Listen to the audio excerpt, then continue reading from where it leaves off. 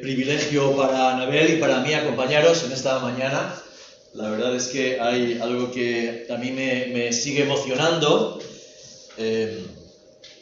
Es, bueno, formar parte de lo que Dios está haciendo, ¿no? Amén. Y está obrando entre vosotros. Esto es algo un tanto sobrenatural, si tú piensas que está pasando aquí. Tiene que ver con Dios actuando, con este Jesús vivo que nos ha convocado en un sentido, ¿no? Y entonces, gracias por el privilegio de poder acompañaros un rato en esta trayectoria juntos. Qué bien. Sí, quiero junto a vosotros seguir en esta onda de celebrar la resurrección. Sí, celebramos la resurrección. Y vamos a reflexionar algunas cosas sobre este aspecto de la resurrección de Cristo. El cristianismo no puede existir sin la resurrección. Llámalo de cualquier otra manera.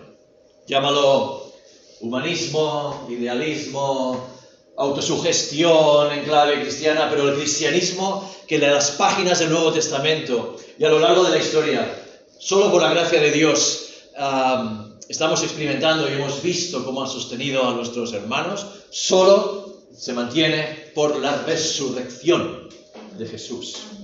Todo lo demás son ideas interesantes, pero sin vida. Leíamos antes, ¿no? Primera de Corintios, una carta que el apóstol Pablo, ¿no?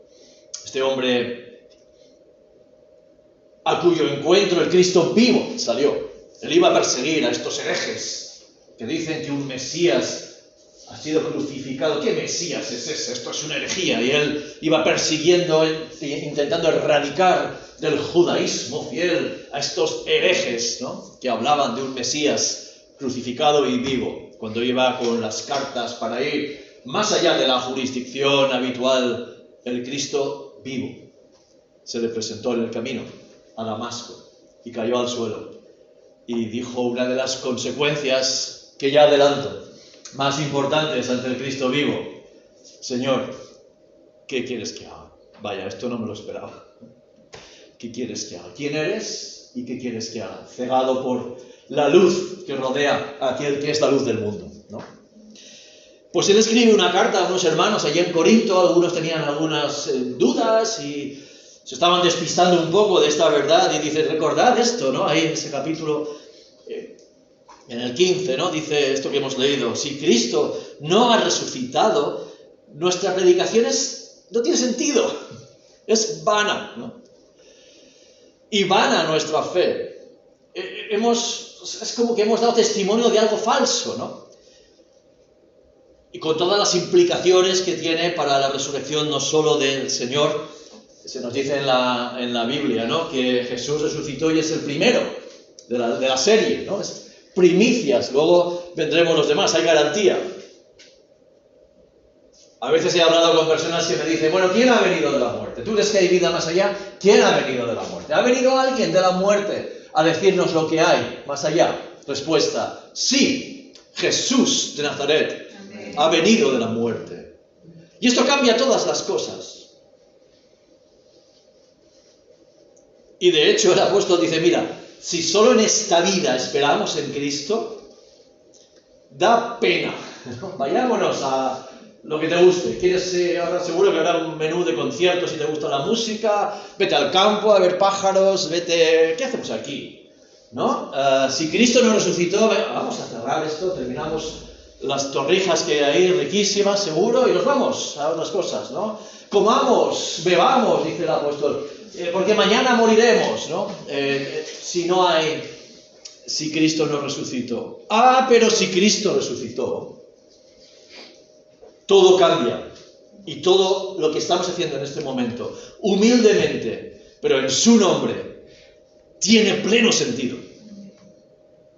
Es importante que recordemos qué queremos decir con que Cristo resucitó.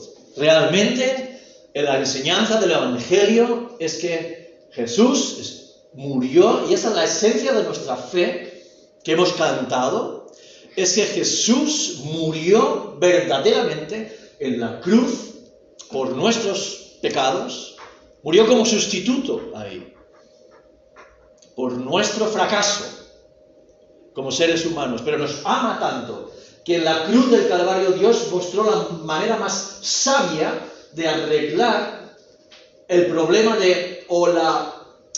no sé cómo decir, todas las características de la santidad, la justicia perfecta, el amor perfecto. ¿Tienes capaz de escribir un libro sobre cómo compaginar todo eso? No hay sabiduría humana que pueda poner todo eso en el equilibrio perfecto. Y Dios nos dice, en otras partes de la Escritura, nos dice, en la cruz, la sabiduría de Dios y el poder de Dios se manifiestan. Y eso es muy importante, porque Cristo muere porque no podemos pasar de Dios sin que eso tenga consecuencias ante un Dios santo y justo. Pero Dios nos ama tanto que entregó a su Hijo por nosotros en la cruz del Calvario para morir por nuestros pecados y resucitó corporalmente. Lo pudieron palpar, tocar, ver. Muchos poco tiempo después ya decían, bueno, tal vez fue una aparición, ¿no? Tal vez parecía, pero ¿cómo puede ser que Dios tenga cuerpo? Y el apóstol Juan, si leéis Juan, leedlo con esto, ¿no? En mente, dice, sí, lo que tocaron nuestras manos, lo que vieron nuestros ojos, lo vimos, desayunó con nosotros, aún resucitado. Desayunó, ¿cómo? Entonces esto, evidentemente, a nuestra mente, vamos a decir, influida de una manera impresionante por el positivismo, ¿no? Por todo lo que no sea tangible en un laboratorio, no lo quiero creer o no sé, realmente supera nuestra razón. Algunos dicen, no, está en contra de la razón. Yo te diría, supera la razón. Pero la enseñanza cristiana es este maestro de Nazaret, de quien se da testimonio en la historia, no solamente en los evangelios, que son históricos, resucitó y se apareció a los suyos, de manera palpable y corporal. Porque algunos han dicho, bueno, realmente, ¿quién se va a creer eso, no? Fue la experiencia de la resurrección, la experiencia, el recuerdo. Jesús vivía en el recuerdo de sus apóstoles, pero hombre, ¿cómo te vas a creer que realmente resucitó? La enseñanza del Nuevo Testamento, recogida por muchos testigos, es, sí, lo vimos. Y no lo esperábamos además, pero lo vimos, se apareció ante nosotros. Los evangelios son historia, Ahora no está de moda hablar de humanidades, de libros antiguos, y la Biblia se la ridiculiza una vez más. No es nuevo, ¿no? No es nuevo. Pero cuando tú ves en Qumran, este sitio donde se encontraron manuscritos, donde hay trocitos del Evangelio de Marcos, años datados en los expertos en babilología pues debaten si la década de los 50, estamos hablando de que 20 años después de que algo ha pasado, hay testigos contando que estas cosas han pasado, ¿no? Y tú y yo podemos montar una tertulia y podemos crear una utopía aquí tomando un café, 3 o 4, pero tú no puedes, no tiene eso categoría como para cambiar las vidas de estas personas que están dando testimonio de lo que vieron y aún confiesan muy honestamente que ellos no lo esperaban así, que ellos no entendían el mensaje de Jesús de la resurrección, que no lo creían, que cuando vieron que Jesús había muerto, pensaron, qué chasco, pensábamos que iba a haber salvación, pensábamos que teníamos al líder que se levantaría para quitar a los romanos de la tierra y hemos terminado con esto, ¿qué hacemos ahora?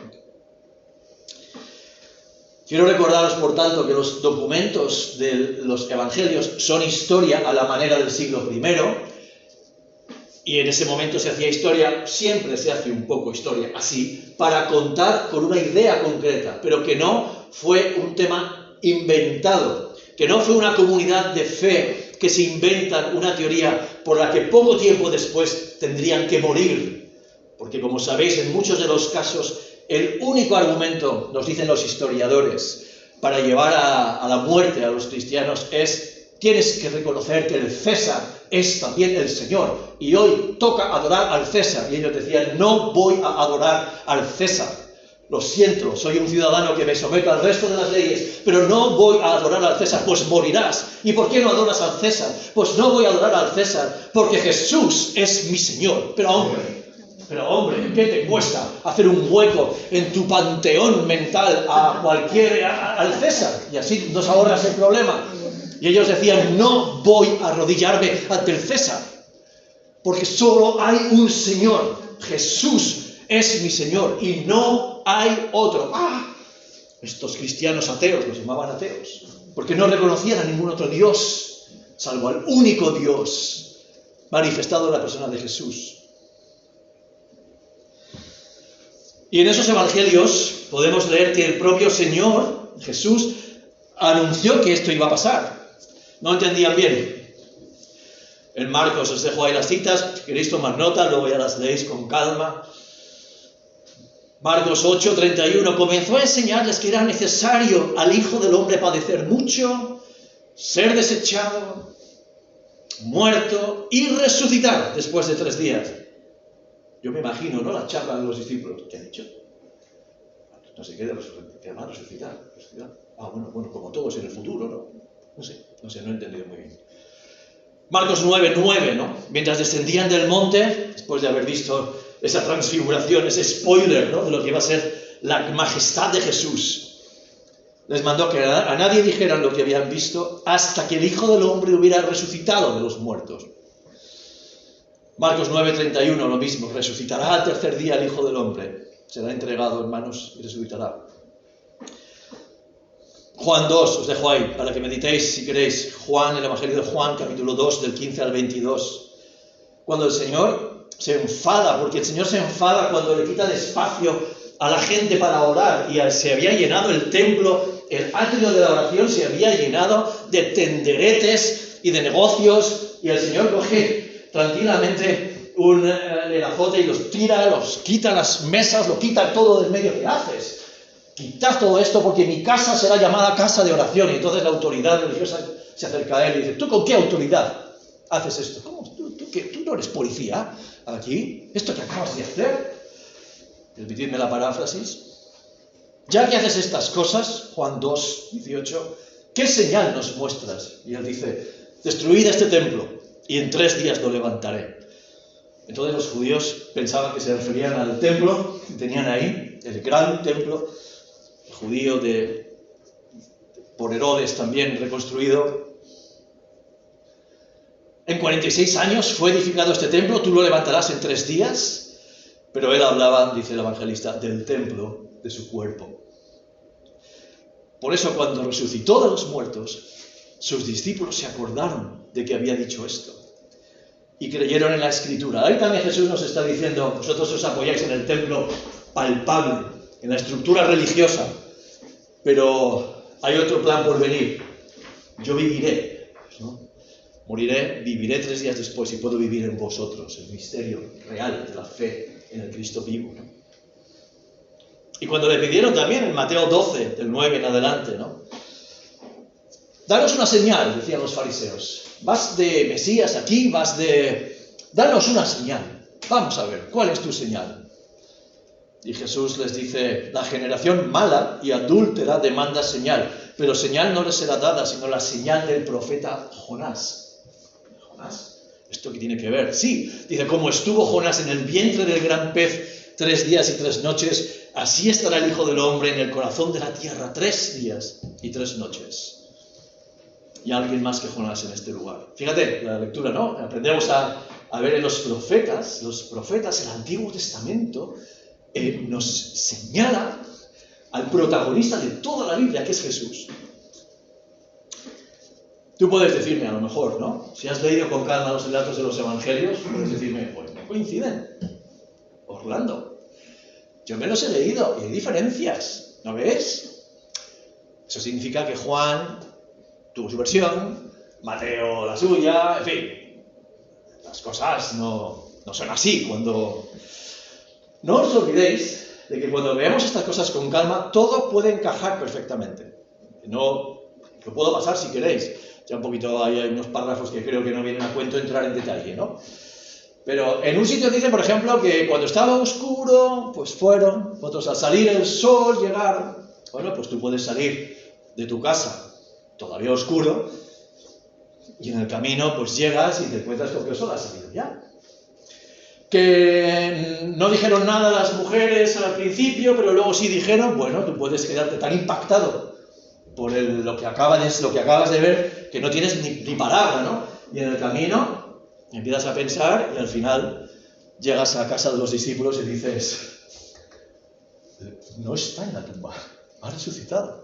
Y todo puede encajar perfectamente. De hecho, mira, sí que os diría, si los relatos de los evangelios fuesen en todos los matices, absolutamente iguales, calcados, entonces yo sí que tendría sospechas de que se tomaron un café y se pusieron de acuerdo. ¿Tú qué vas a decir? Que no diga, a ver, ¿a qué hora? ¿Sería como a las 6:20? No, a las 6:20. Pon las 6:20. ¿No? Perdonadme, pero claro, sabéis que desde la crítica literaria, esto es un tema muy serio, se ha quitado importancia, se ha despreciado el contenido de los evangelios porque hay discrepancias. Pero cuando las ves con calma, perfectamente pueden encajar porque el evangelista da testimonio de una foto, pero nos está contando un vídeo, ¿no? Entonces, en ese momento la foto es, pues mira, parece que ahí está solo María, pero María igual sale corriendo, pero hay más mujeres, bueno, pues que se han quedado, oye, pero había un ángel, luego nos dice que había dos, bueno, es que puedes estar viendo cómo hay un ángel dentro y de repente se te ponen aquí otros dos y te dan testimonio, y entonces perfectamente puede ser, y así lo creemos, con un tema serio de personas que no son tontos. Es que tratamos a las personas del siglo I como si fuesen estúpidas. Un respeto, por favor. Eran gente pensante, eran gente que te dice, yo no creí muchas de las cosas que Jesús decía. Yo tenía otra expectativa. Muy importante que tengamos esto claro. Y por tanto el mensaje, cuando tú lees el libro de los Hechos, es fascinante. No sé si lo habéis leído. Buah, es fascinante.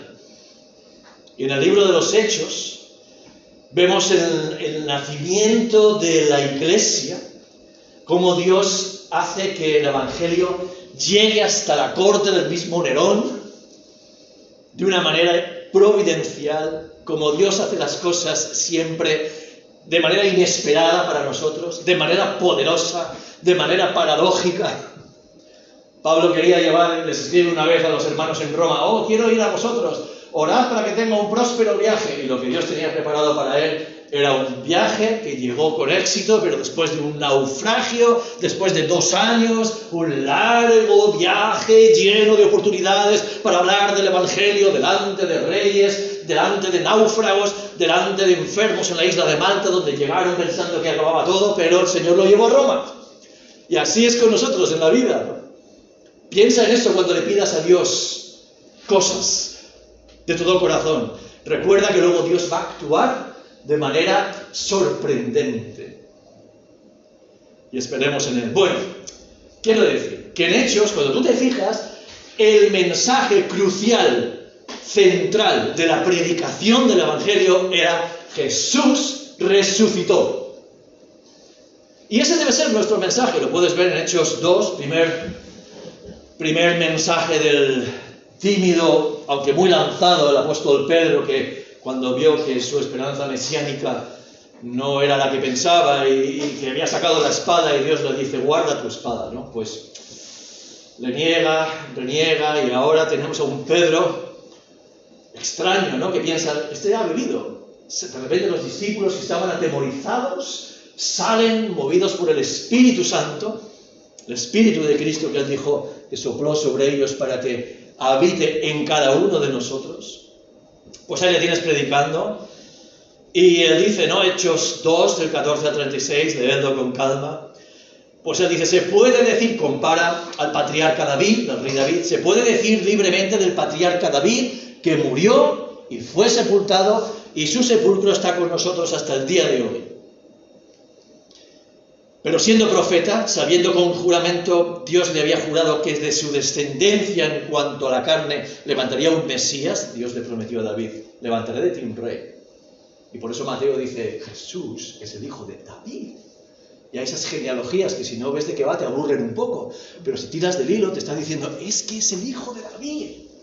¿No te acuerdas que David, Dios le prometió que vendría el Mesías? Por eso queremos demostrarte que tanto José como María venían de David. Él es el hijo de David. Pero viéndolo antes, dice Hechos 2:31, dice el apóstol Pedro ahí predicando ante la gente, habló de la resurrección de Cristo, que su alma no fue dejada en el lugar de los muertos. A este Jesús resucitó Dios, de lo cual todos nosotros somos testigos.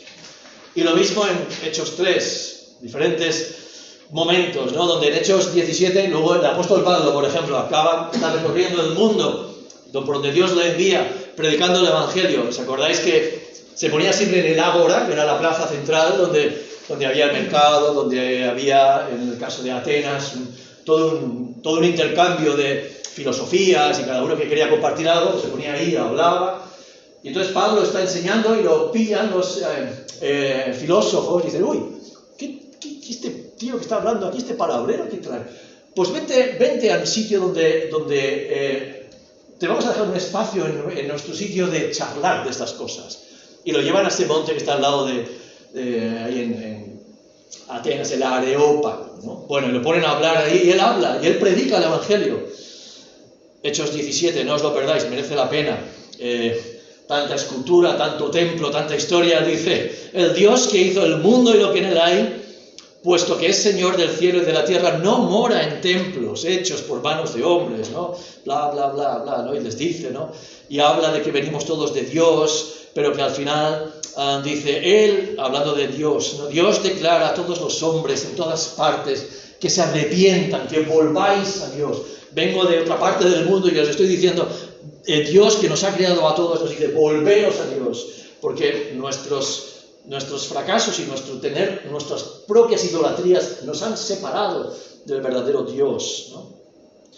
Dice, Él ha establecido un día en el cual juzgará al mundo en justicia por medio, y aquí anuncia, de un hombre a quien ha designado, habiendo presentado pruebas a todos los hombres al resucitarle de entre los muertos. O sea, al final también está presente la resurrección de Jesús de entre los muertos, ¿no?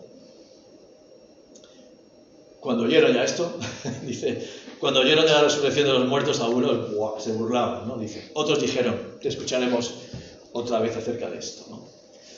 Los griegos tenían la idea de la inmortalidad del alma. Platón lo enseñaba, eso sí. Ahora, que me digas la resurrección, perdona, ¿del cuerpo? Siguiente, por favor, ¿no? ¿Qué pasa el siguiente? Resurrección del cuerpo. Pero algunos creyeron. Pero Pablo tenía bien claro que eso era crucial, que Jesús se levantó de la tumba. ¿Qué implicaciones tiene todo esto, ¿no? Primero que nosotros deberíamos recordar que lo más importante en nuestro mensaje es Jesús vivo. Mirad, no os conozco, ¿no?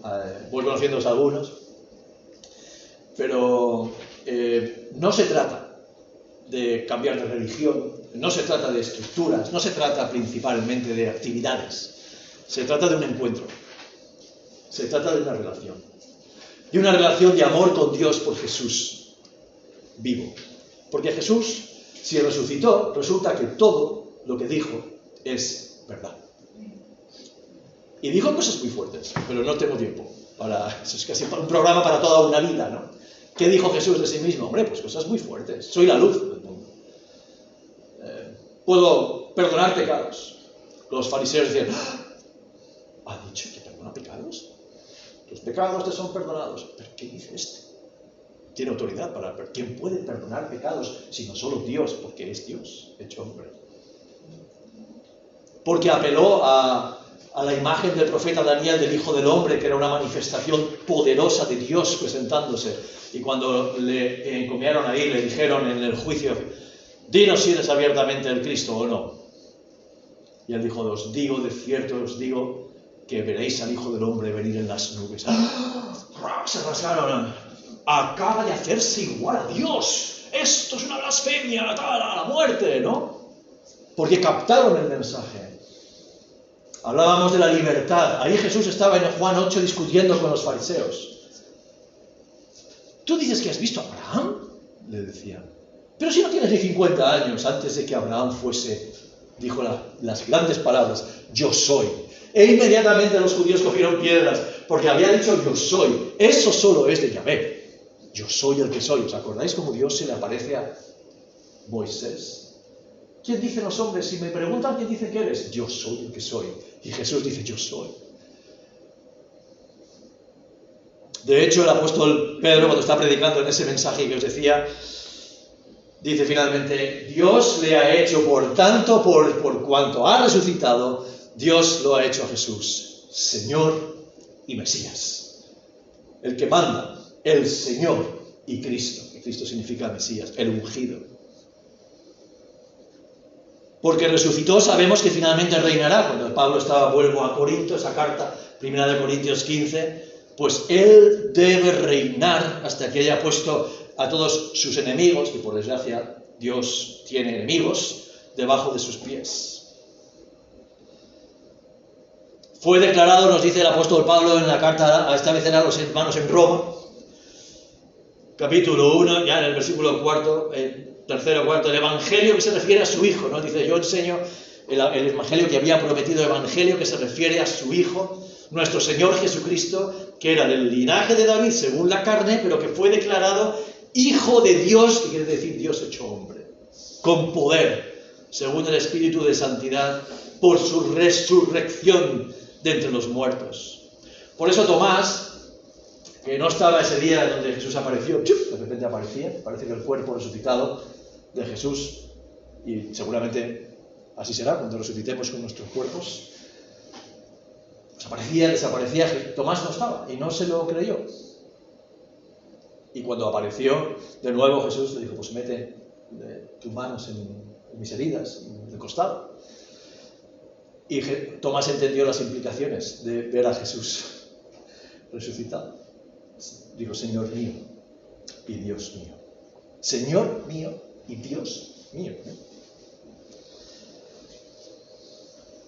Otra vez Pablo en esa misma carta a los romanos, un poco más allá, capítulo 14, dice, el programa para un cristiano verdadero, que no solo se mueve por el folclore ni por actos religiosos, sino porque tiene vida, la vida de Dios dentro, ¿no? Ninguno de nosotros vive para sí mismo. Ahí este es el tema, siempre, ¿eh? Cuidado con esto, cuidado con esto. Vas a luchar con esto como yo siempre. ¿Vivo para mí o vivo para algo más grande que yo? Y en este caso vivo para alguien digno y más grande que yo. Ninguno vive para sí mismo y ninguno muere para sí mismo. Incluso la muerte tiene un objetivo que dices, ¿cómo? Si vivimos, dice Pablo, para el Señor vivimos. Si morimos, para el Señor morimos. Por tanto, ya sea que vivamos o que muramos, del Señor somos. Esto es tremendo, ¿no? Porque para esto Cristo murió y resucitó para ser Señor, tanto de los muertos como de los vivos. ¿Te das cuenta? Que no es el plano horizontal que vemos en las noticias, en la prensa, en nuestra tablet, en todo lo que se mueve, que no salimos del plano horizontal. Hay otro plano que ha venido a formar parte de nosotros en la persona de Jesús. Y es el Señor.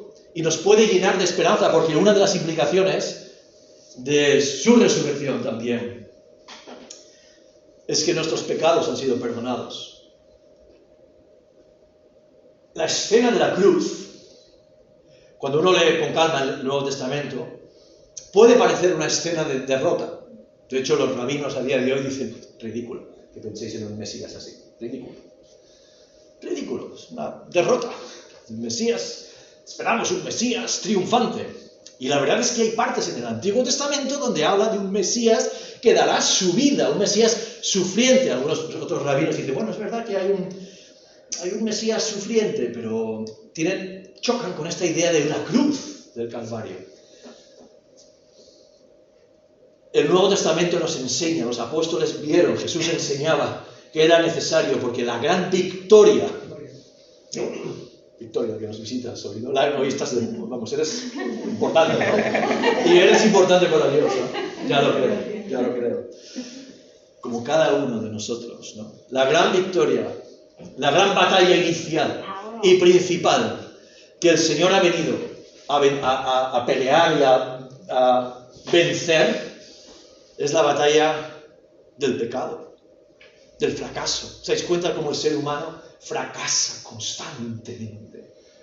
Después de que pase la guerra que ahora tenemos enfrente y oramos por la paz en el mundo, hasta que Cristo venga, que sepas, se volverá a levantar otra guerra, se volverán a levantar utopías frustradas, se volverán a levantar voces que fracasaremos una y otra vez. Y Cristo dice el problema, porque ¿de dónde vienen? Por ejemplo, las guerras, los pleitos entre nosotros. La palabra de Dios dice, vienen de dentro. Y Dios ha venido en la persona de Cristo para empezar a ganar la batalla principal, la de dentro, la de nuestro corazón, el reino espiritual, otro rey, otro Señor, otra forma, por tanto, de ver nuestra relación con Dios, con nosotros mismos, con el prójimo, hasta con la naturaleza, con nuestro entorno, que empieza de manera espiritual y luego trasciende socialmente, ya lo creo. Pero no llegará del todo hasta que Cristo vuelva, porque va a volver. Va a volver, Cuidado que va a volver. Pero puesto que Cristo resucitó, dice, porque si no resucitó, vuestra fe es falsa, todavía estáis en vuestros pecados. Pero porque Cristo resucitó, hay victoria, y sé que soy perdonado. Porque Cristo resucitó. Cuando trabajas en el Señor, no es en vano. No es en vano. Lo dice en 1 Corintios 15. Al final, sabiendo que nuestro trabajo en el Señor no es en vano. Todo lo que hagas, todo lo que hagamos ante Él, no buscando focos, por favor, no buscando likes en tus redes sociales, sencillamente ante Él, buscando aprender a amarle un poco más, de todo corazón. Todo lo que hacemos para el Señor, puesto que Cristo resucitó y hay futuro lleno de esperanza, eso, si me permitís, va de alguna manera a la cuenta y tendrá repercusiones. No es en vano. Y como nos recordaba Dwight, el poder, esto es un misterio maravilloso, pero es así, y lo podemos experimentar. El poder que resucitó a Cristo de los muertos actúa en nosotros. Lo dice Efesios. De hecho, y hay que pedirle a Dios que nos ayude a entender esto, porque el propio apóstol oraba y le pedía a Dios, yo oro para que os enteréis de cuál es él inventa ahí unas palabras, en griego no existía, la supereminente grandeza de su poder que actúa en nosotros y que levantó a Cristo de los muertos. Entonces, cuando a veces estamos ante la puerta de la desesperación, cuando viene la enfermedad, cuando viene la dificultad, cuando sentimos la impotencia, a veces podemos clamar al Señor y notar aquellos que le conocemos, aquellos que experimentamos por su gracia una relación de amor con Dios. Por su gracia nos ha acogido en su familia por haber creído, por habernos entregado al Señor, haberle dado la razón a Dios y arrepentido de nuestra manera de pensar, descartándole a Él, volviéndonos a Él. Aquellos que vivimos esto sabemos que podemos tender la mano en cualquier momento. Y hay un poder que te mantiene para dar un paso más, para seguir firme. ¿Qué poder es ese? Es el mismo que levantó a Jesús de los muertos. Y porque existe la resurrección de Cristo, porque Cristo resucitó, existe la resurrección para nosotros. La vida no acaba aquí. La vida no acaba aquí. Y mira que es un don de Dios que podemos disfrutar en ocasiones, ¿verdad? Pero el Señor Jesús nos enseña que hay una vida más allá, que si yo ahora muero, mi alma va con el Señor a la espera también de la resurrección de mi cuerpo. Y porque Cristo resucitó, yo sé que eso pasará. Vamos camino, hermanos, hacia cielos nuevos, tierra nueva. La vida aquí, 70, 80, 90, los que sean, años, son una escuela para aquel día en el que el Señor vuelva, instaure su reino, nos haga partícipes de Él a todos los que hemos creído de esa manera ya plena, ya lo estamos a nivel espiritual, pero todavía no se ha manifestado, todavía no se ha corrido todo el velo de lo que nos viene, toda esa herencia, y algún día llegará. Y verás que mereció la pena, y que Él dirá, de lo poco fuiste fiel, entra en el gozo de tu Señor. y todas las pruebas, dificultades, todo fue una escuela buena, necesaria para aquello que no tendrá jamás fin en el reino del Señor. Hay resurrección, hay esperanza, que no va a ser así siempre. Esto es muy importante. Y termino, no sé, a lo mejor algunos estáis en alguna fase, no lo sé, donde tú digas, bueno, esto es muy bonito, nos hablas muy bien, tú te lo crees, te sirve a ti esto, ¿no? Va bien, pero hombre, no me entra todavía. Bueno, piénsalo. Históricamente, la tumba está demostrado que estaba vacía, históricamente. Los evangelios ahí están, si tú no quieres saber nada. Hay otras fuentes, tampoco Jesús era tan famoso en el Imperio Romano, entonces, en fin, las crónicas de los emperadores se dedicaban a otras cosas, ¿no? No un señor que dicen estaba vivo, pero con todo Jesús salía en 3 o 4 fuentes de historia, distintas incluso de los evangelios. Y la tumba estaba vacía, y tenemos que ser honestos intelectualmente, tenemos que plantearnos, incluso si quieres, antes de dar un salto o un paso, yo no diría un salto al vacío, sino un paso razonado de fe. También la fe razona, y también creemos y pensamos. ¿Qué explicación le das a eso? ¿O prefieres mirar para otro lado? Hombre, yo creo que hay que dar una explicación a esa tumba vacía. ¿Y o Jesús no murió realmente? Algunos ya han dicho eso. No, bueno, fue un shock que le dio. Tengo que decirte que habría que mirar con mucha calma todos los sufrimientos. Eso está también estudiado, a los que solían someter a los condenados a muerte, los soldados romanos, a veces aburridos y tensos, y todos sabemos lo que puede pasar cuando tú das armas y permiso a alguien que está tenso y le das permiso para la violencia. A Jesús lo machacaron físicamente. Se sorprendió Pilatos, además, de que hubiera muerto tan pronto. Lo machacaron. Dice que en este país ahora se ha celebrado, ¿no? También, y celebramos nosotros periódicamente, cada semana, es una Semana Santa para nosotros, vamos a decirlo claro, ¿no? Pusieron una corona de espinas, le daba y no haría como tú y yo, ¿quién te ha dolido? No, caña, le dieron caña. Lo dieron caña. Tú me dices que luego te ungen ahí te dice que sería como unos 30 kilos de peso, de especias y de sudario, y te meten ahí en una tumba fría, y entonces de repente eres capaz tú solito de quitarte las cosas, pegar así un portazo a la tumba y afrontar ahí a los soldados que habían puesto y salir y morir y vivir en Cachemira, como algunos han dicho. ¿De verdad te crees eso? Otro dice, bueno, los discípulos inventaron la fe. Fue tan bonito estar con Jesús que inventaron la fe. Y bueno, para hacer cuadrar todo, cogieron el cadáver, lo ocultaron. ¿Sí? ¿Tú crees eso?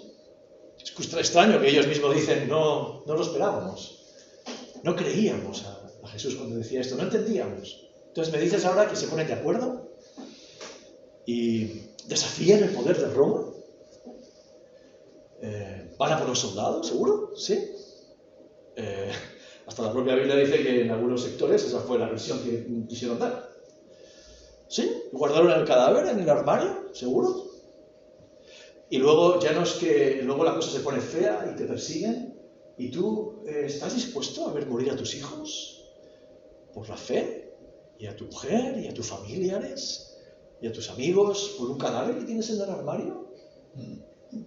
¿No dirías en algún momento, bueno, vale. Nos hemos pasado un poco. Saca el cadáver, anda. Y acabemos con esto. O la otra opción es que verdaderamente Jesús está vivo. Amén. Jesús está vivo. Y por tanto, yo te invito a que tengas muy claro hoy el desafío que esto supone. Porque Jesús es muy educado. Sí, Señor, perdóname, te llame así. Sí. Él dice que está a la puerta, que no fuerza a nadie. Allá donde no le quieren recibir, Él no irrumpe. Pero hoy te está invitando, hoy me está invitando. A mí el primero. ¿Yo qué te crees? ¿Que no me predico este mensaje a mí mismo? Claro. Y yo digo, Señor, no permitas que yo viva un estilo de vida meramente religioso. Señor, te quiero vivir. Quiero que tú vivas a través de mí. Hombre, en nombre de Jesús me podrías decir, ¿se han hecho tantas burradas? Sí. Porque los seres humanos tenemos esa tendencia a mancharlo todo. Pero Él nos ama. Y también hay en la historia muchos momentos de los que no se habla tanto. Momentos gloriosos, de servicio, de amor, de ver que en medio del caos hay personas que parece que tienen otro programa. Parece que siguen a alguien en dirección contraria. Como si Jesús estuviera vivo. Sin el cómo. Jesús está vivo. Es una cuestión muy personal. Es una cuestión muy personal. Tú y yo tenemos que decirle en el fuero interno de nuestra conciencia: Jesús, muéstrate a mí. Y si lo dices, y te invito a que lo hagas, será una experiencia con consecuencias eternas. La vida eterna, decía él, es que te conozcan a ti, el Dios verdadero. La vida eterna no es como un ticket que nos han dado para ir al cielo cuando toque y ahora venga a ocuparnos del día a día. No, ya, ahora, aquí. Dios está presente. Jesús está vivo. Por su Espíritu Santo podemos sentirle, notarle. Tenemos siempre las referencias bibliográficas, ¿no? Tenemos su palabra para distinguir bien si ahora yo me muevo por mis impresiones o por su palabra, su revelación. Que Dios os bendiga y que nos ayude y nos va a ayudar a tener la experiencia personal de una vivencia con Cristo vivo, mi Salvador. Que podamos decir, como Tomás: Señor mío y Dios mío.